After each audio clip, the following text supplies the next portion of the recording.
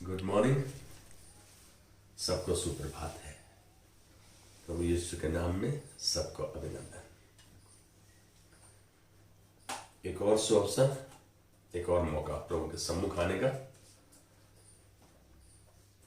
और प्रभु के वचन को पढ़ने का, समझने का, उस पर मनन करने का, उसको बांटने का और कैसे हम उसको अपने जीवन में लागू कर सकते हैं। जब तक हम जानेंगे ही नहीं, समझेंगे नहीं, उसको जीवन में लागू नहीं कर पाएंगे। आपको याद हो, मैंने पिछले 4-5 संदेशों में कहा कि जो कुछ बांट रहे हैं वो एक के साथ ही जुड़ा हुआ है, कड़ी दर कड़ी जुड़ा हुआ है। इससे पहले कि हम वचन में जाएं, आइए अपनी आंखों को बंद करेंगे और परमेश्वर की उपस्थिति में आते हुए इस विनती को उसके सम्मुख लेकर आते हैं। प्रभु धन्यवाद देते हैं आज के सुंदर दिन के लिए, सुबह के लिए, सुअवसर के लिए। एक और मौका दिया प्रभु। आज हम अपने आप को संपूर्ण रूप से समर्पित करते हैं। पवित्र आत्मा, तेरा धन्यवाद, तूने हमारा नियंत्रण लिया है और प्रभु आज अपनी सच्चाई को, अपने वचन को, प्रभु अपने प्रकाशन को तो हम पर प्रकाशित भी करेगा और हमें आनंद के उत्सव में लेकर चलेगा। हम तेरे अनुग्रह को ग्रहण करते हुए आदर, महिमा, प्रशंसा तुझको देते हैं यीशु मसीह के नाम में। आमेन, आमेन, आमेन। पहले जो 4-5 बार में गए हफ्तों में जो वचन बांटे वो थे मकसद द्वारा संचालित जीवन के। परमेश्वर ने वो मकसद हमारे लिए रखे हैं जिसके द्वारा हम अपने जीवन का चलन कर सकें, उसके अनुसार चल सकें। दूसरा संदेश था कि आप परमेश्वर के प्रिय हैं। जब आप प्रिय हैं तो आप जानते हो आपका क्या कर्तव्य है। और तीसरा था कौन चलाता है आपका जीवन। सच में यदि परमेश्वर का वचन, परमेश्वर चलाता है, उसकी आत्मा आपके जीवन का संचालन करती है तो उसके परिणाम फलवंत ही होंगे। अगला था मकसद वाला जीवन। यदि आपका जीवन किसी मकसद के बिना है तो बेकार है। मकसद, परमेश्वरीय मकसद वाला जीवन, मैं कहूंगा उसके क्या लाभ है, benefits of purpose driven life. और जो आखिरी मैंने बांटा था वो था अनंत जीवन के लिए बनाए गए हैं आप किसके लिए बनाए गए हैं? अनंत जीवन के लिए। ये बातें, सच्चाइयां हमारे हृदय में आती जानी चाहिए। ये आधार है। यदि हमारे जीवन का आधार नहीं है तो बेकार है जीवन। आपका जीवन उथल पुथल है। मैं इस बात को कहूंगा कि हर एक मनुष्य होने की नाते पृथ्वी पर रहते हुए हम अलग अलग परिस्थितियों का सामना करते हैं। उनसे गुजरते हुए सफलता को देखते हैं और आनंदित भी होते हैं और असफलता के कारण निराश, हताश भी महसूस करते हैं। ये मिक्स्ड रिस्पॉन्सेस, मिक्स्ड फीलिंग्स आपकी रहती हैं। कोई इससे नकार नहीं सकता। प्राकृतिक आपदाओं व अनदेखी परिस्थितियों के कारण, प्राकृतिक आपदाओं जो आज हम जिस समय में चल रहे हैं और अनदेखी परिस्थितियां वो भी यही हैं, इनके कारण हम कई बार शून्य सा, जीरो सा, बेकार सा महसूस करते हैं। हमें ऐसा एहसास हो जाता है कि अरे सब कुछ बेकार है। सच तो यही है कि खुशी व आनंद के समय में तो हम अपने रचनाकार को भूल सा जाते हैं। यह बात सच है। जब बहुत कुछ आ जाता है, इस बात को तो दाऊद ने भी कहा, प्रभु मुझे इतना ना दे ज्यादा कि मैं तुझे भूल जाऊं, बिसर जाऊं, और इतना कम ना दे कि मैं चोरी करने लगूं, तेरे नाम पर धप्पा बनूं। तो परमेश्वर ने दाऊद को जब ये प्रकाशन दिया, यही प्रकाशन हमारे लिए भी है। जब हमारे पास बहुत कुछ आ जाए तो हम आनंद और खुशी मनाते हुए अपना रचनाकार को ना भूलने लगे। लेकिन वो हमारे परीक्षा का समय सच में वही है। और जब रचनाकार को भूल जाते हैं और अपनी सफलता का जश्न मनाते हुए और घमंड में फूले नहीं समाते। बहुत से हम में से, आप में से ऐसा महसूस करते हैं। कईयों को देखा है कि जब आ गया तो बस हमसे बड़ा कोई पैदा नहीं हो सकता, और जब नहीं है तो रोना धोना, वही ईद नहीं तो रोजा। ऐसा नहीं होना चाहिए। लेकिन सच बात तो यह है, जब धन, संपत्ति, स्वास्थ्य व पारिवारिक एकता टूटती है, खत्म हो जाती है, ऐसी होने लगता है, तो हम अपने आप में टूटने लगते हैं और अपने जीवन को कोसने लगते हैं और कहते हैं, मैं इस पृथ्वी पर क्यों हूं, मेरा इस पृथ्वी पर क्या काम। क्योंकि आप असहाय महसूस करते हैं, हेल्पलेस, एकदम बेकार सा महसूस करते हैं। तो मतलब मैं हूं क्यों यहां, मेरा मकसद क्या, मैं कुछ भी तो नहीं कर पा रहा, मैंने तो जीवन में कुछ किया ही नहीं, अब देख रहा हूं मैं तो जीरो हूं। और कभी कभी तो अय्यूब की नाई अब शब्दों का प्रयोग करते हुए अपने अंगीकार के द्वारा अपनी परिस्थिति को हम बदतर होता देखते हैं, बदतर बना लेते हैं। We see our situation getting bad to worse. ऐसा क्यों हो जाता है? क्योंकि परमेश्वर का वचन मरकुस 11:23-24 को यदि ध्यान से देख लें तो वो ये कहता है कि what you say so shall it be, जैसा तुम कहोगे वैसा हो जाएगा। वचन क्या है? जब प्रार्थना करते हो तो प्रतीति कर लो, जो तुमने मांगा तुमको मिल गया तो तुम्हारे लिए हो जाएगा। यदि आपका रवैया, आपके शब्द, आपका अंगीकार सकारात्मक नहीं है तो आप परमेश्वर का हाथ रोक रहे हैं उसकी आशीष को हम तक रिलीज करने का, हम तक पहुंचने का। सच तो यही है जो नीति वचन 11:28 में कहा गया। नीति वचन 11:28 में कहा गया। आइए इस वचन को सुने। जो अपने धन पर भरोसा रखता है वह गिर जाता है, परंतु धर्मी लोग नए पत्ते के समान लहलहाते हैं। मालूम है इसका असली अर्थ क्या है? एक और ट्रांसलेशन, मैसेज ट्रांसलेशन, इस बात को किस प्रकार हम तक पहुंचाती है? कहता है जीवन जो भौतिक वस्तुओं पर आधारित है, life which is based on worldly things, भौतिक वस्तुओं पर आधारित है, वह मरा हुआ जीवन है। वह क्या है? मरा हुआ जीवन। लेकिन वचन पर आधारित जीवन एक फलवंत वृक्ष के समान है। वचन पर आधारित जीवन एक फलवंत वृक्ष के समान है।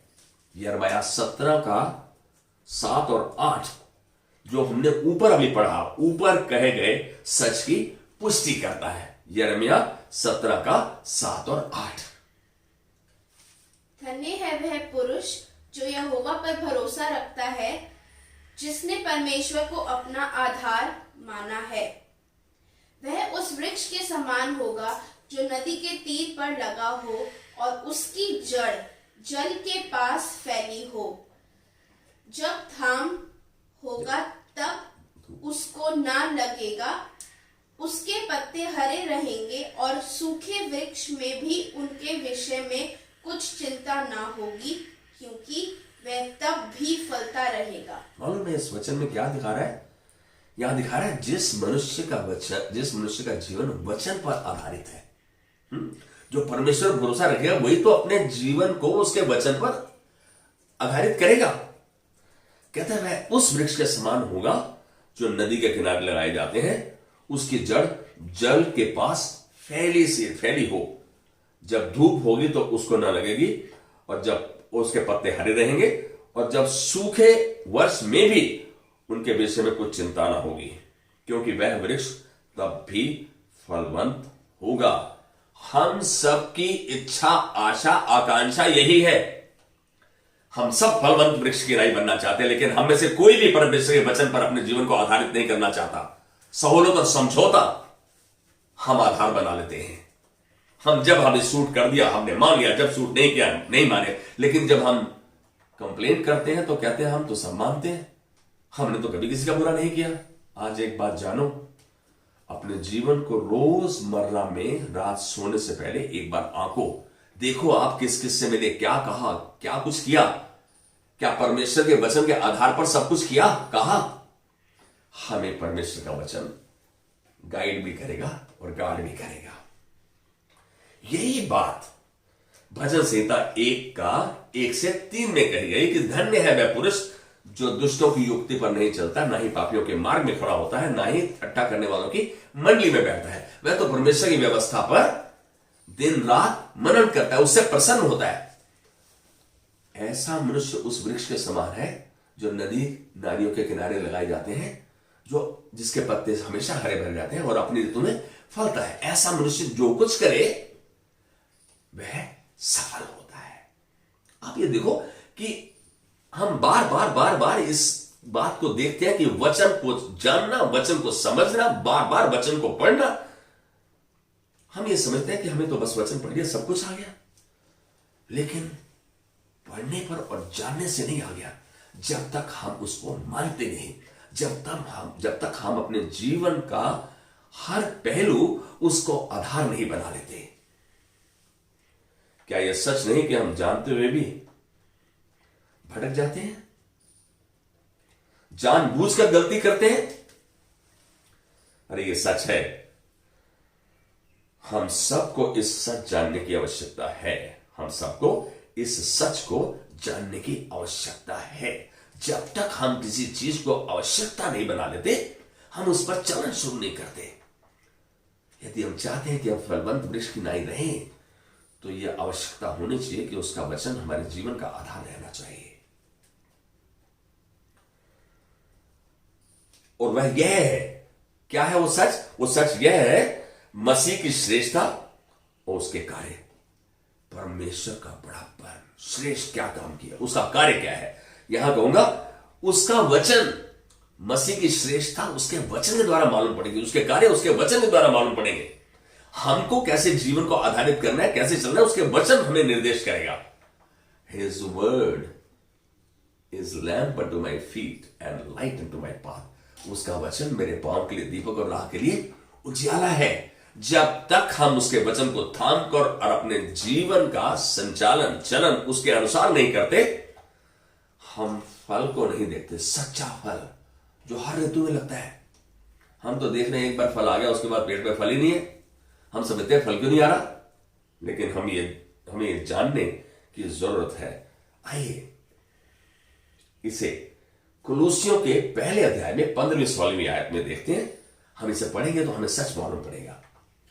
वह तो अदृश्य परमेश्वर का प्रतिरूप और सारी सृष्टि में पहिलौठा है, क्योंकि उसी में सारी वस्तुएं की सृष्टि हुई, स्वर्ग की हो अथवा पृथ्वी की, देखी या अनदेखी, क्या सिंहासन, क्या प्रभुताएं, क्या प्रधानताएं, क्या अधिकार करने, सारी वस्तुएं उसी के द्वारा और उसी के लिए सृजी गई हैं।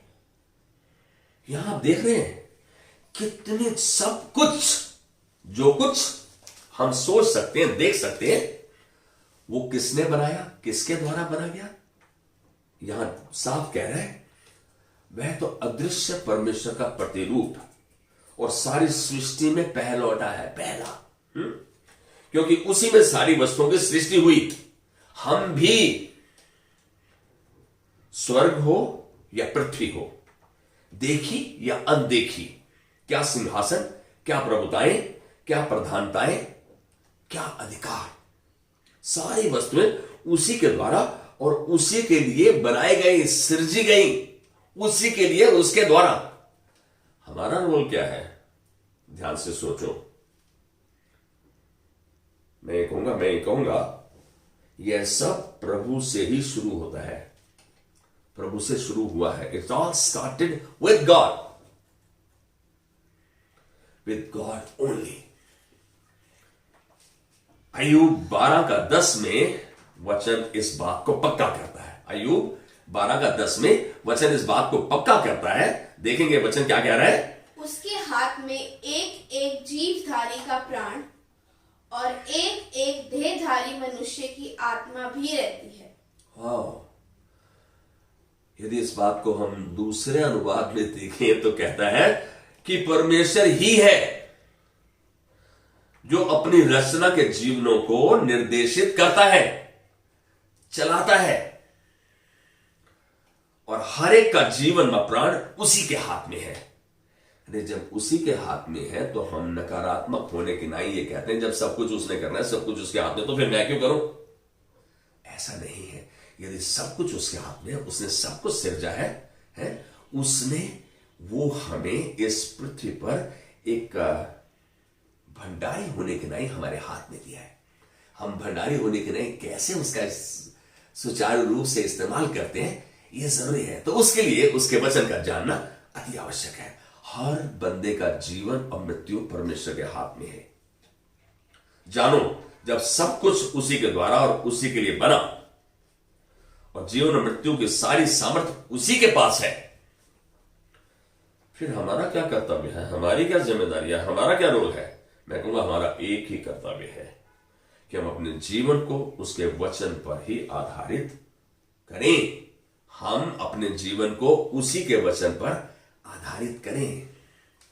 बहुत अजीब दिखता है, कई बार ऐसा सुनने को मिलता है, अरे ये सारी शिक्षाएं ऐसी हैं, हाँ सब मुझे सब कुछ पता है, हाँ हम जानते हैं, लेकिन हमारा जीवन, जो हमारे एक्शन है, जो हमारा चलन है, हमारे जीवन का व्यवहार है, क्या प्रभु के वचन की रोशनी में है, प्रभु के वचन के अनुसार है?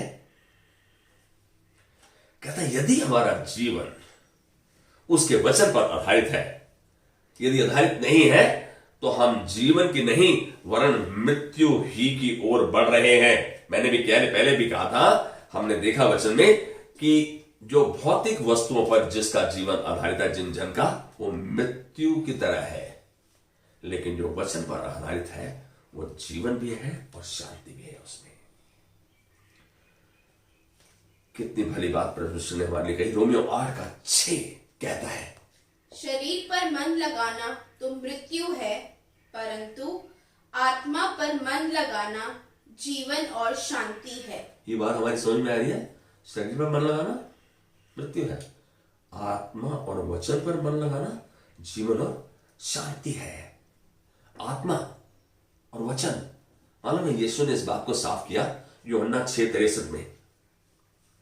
6:63 में कह रहा है, जो शब्द मैं तुमसे कहता हूं वो आत्मा है, जीवन है।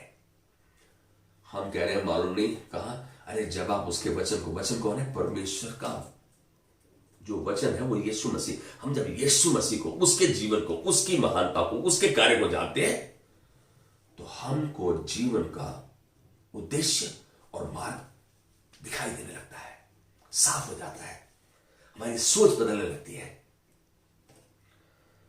ध्यान से देखें तो हम शरीर पर ही तो मन लगा रहे हैं, हमारा मन तो शरीर पर ही लगाया हुआ है। क्या ये सच नहीं? सच इससे अलग नहीं है। हम अपने जीवन को ध्यान से आंकें, 99.9% हमारे जीवन शरीर पर लगे हुए हैं। अरे मेरे पास बड़ी सी कार होनी चाहिए, बड़ा कार होना चाहिए, बस ये होना चाहिए। हम शो ऑफ का जीवन जी रहे हैं। कहां है उसका वचन? कहां है आप नम्र और दीन? परमेश्वर यही चाहता है, वो सब कुछ, हर सुख सुविधा आपको देना चाहता है, लेकिन पहली जरूरत कि वो चाहता है कि आप अपने जीवन को उसके वचन पर आधारित करें।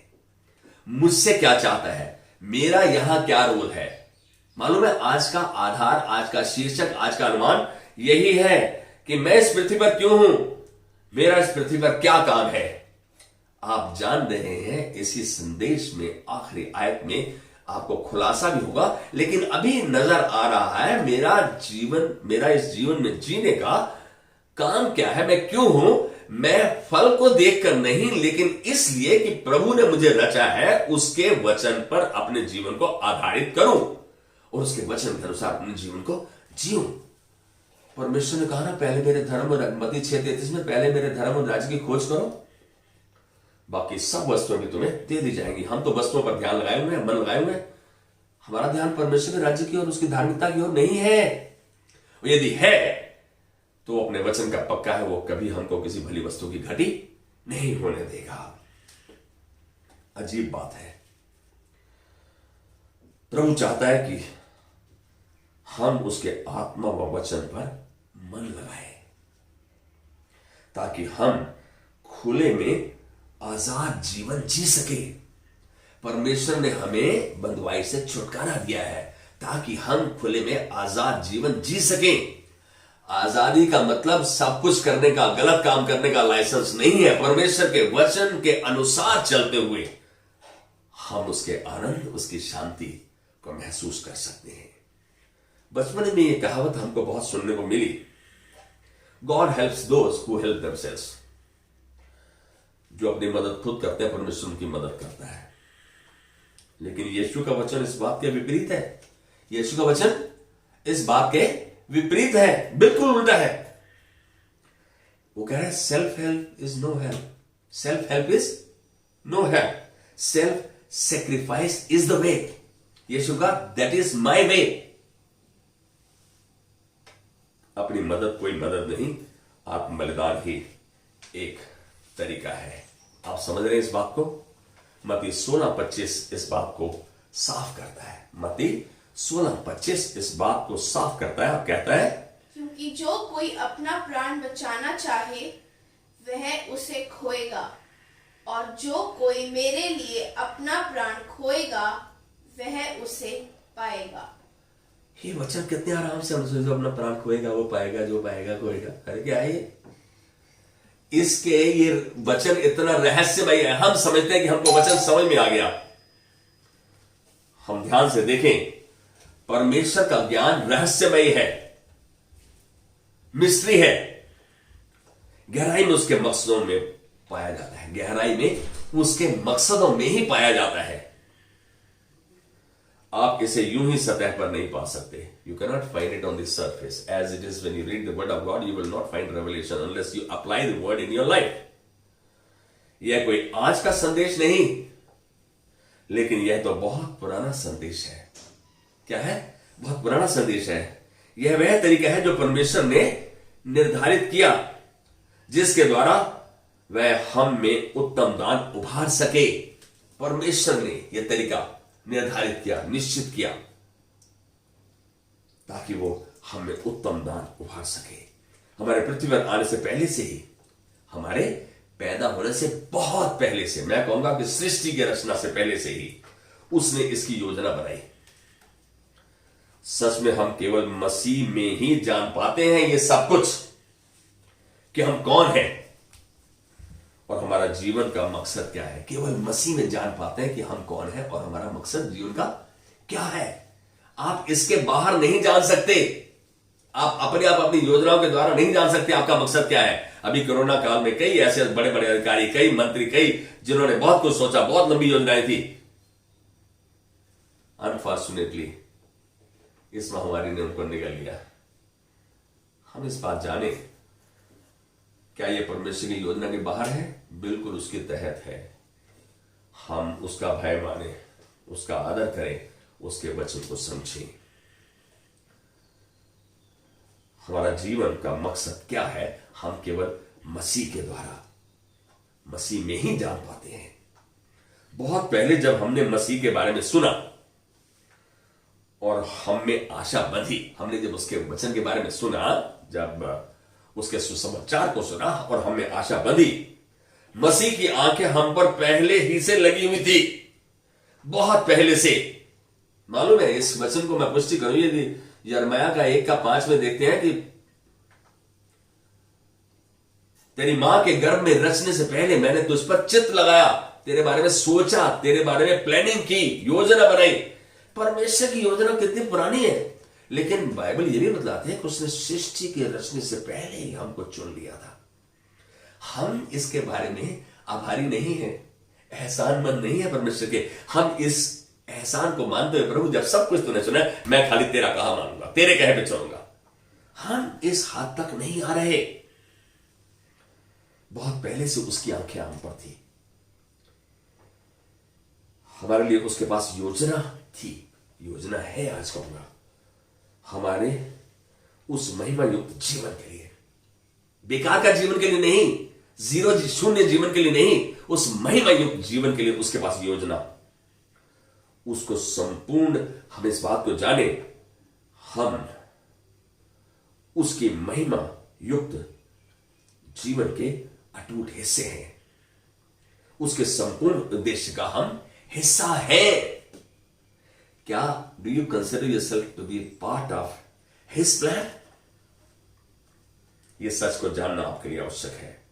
हर एक चीज हर एक के लिए, यहां कहूंगा, जब हम इफिसियों 1:11 देखते हैं, इफिसियों 1:11, इस थोड़ा वचन आपको दिखेगा थोड़ा टेढ़ा है, थोड़ा सा कॉम्प्लिकेटेड है, थोड़ा कॉम्प्लेक्स है, लेकिन इसमें क्या रहस्य छिपा है?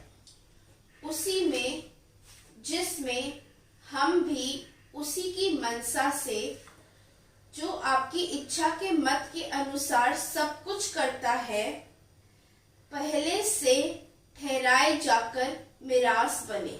आप, उसने जो आपको अपने उद्देश्य का हिस्सा बनाया, कह रहे पहले से ठहराए जाकर उसकी मिरास बने। उसकी इनहेरिटेंस आपकी है, ये हम जानते ही नहीं। आप इस पृथ्वी पर एक ट्रेनिंग कैंपेन में हैं। उसने आपको चुना, बुलाया, ठहराया है। यदि आप इस ट्रेनिंग को, आप इस समय को प्रभु के वचन के अनुसार बिताते हैं, तो अनंत जीवन में आनंद, शांति और बहुतायत आपका है। वो मिरास उसने हमारे लिए रखी है। मैं क्यों हूं? मैं परमेश्वर के उद्देश्य, उसकी योजना, उसके प्लान का हिस्सा हूं। और उसने इसलिए बोला, यहां वचन बोल रहा है, उसी में जिसमें हम भी उसकी मनसा से, जो अपनी इच्छा के मत अनुसार, अपनी इच्छा के मत अनुसार सब कुछ करता है, वो सब कुछ अपनी इच्छा के अनुसार करता है, पहले से ठहराए जाकर मिरास बने। हम मिरास बने। आप लोग बेकार ठहराए जाने के लिए ही नहीं, उस अनंत जीवन में जो परमेश्वर ने मिरास हमारे लिए रखी है, उसके वारिस बनने के लिए है। मैं क्यों हूं इस पृथ्वी पर कि परमेश्वर की ठहराई हुई उसके मत अनुसार मिरास का वारिस बनूं। कैसे? कब? जब मैं उसके कहे पर चलूं। आज हम ये जान पाए हैं कि मैं इस पृथ्वी पर क्यों हूं। मैं इस पृथ्वी पर इसीलिए हूं कि अपने जीवन को उसके वचन पर आधारित करता हुआ अपने जीवन का संचालन उसकी आत्मा की अगुवाई में करता जाऊं। प्रभु धन्यवाद देते हैं आज के सुंदर दिन के लिए, समय के लिए, तेरे वचन के लिए। प्रभु तूने आज हमें यह बतला दिया, सिखा दिया कि मैं इस पृथ्वी पर क्यों हूं। What on the earth am I here for? इसलिए कि प्रभु मैं तेरी इच्छा को पूरा करूं, ताकि तू वो मिरास जो तूने अपनी मत के अनुसार, अपनी इच्छा अनुसार हमारे लिए ठहराई है, हमें देने पाए। आज हम उससे विश्वास में धन्यवाद के साथ प्रभु तेरे अनुग्रह के द्वारा हम ग्रहण करते हुए धन्य कहते हैं तुझको। हम तेरा कहा मानेंगे, तेरे कहे पे चलेंगे। यीशु मसीह के नाम में, amen, amen. God bless you. Have a wonderful week.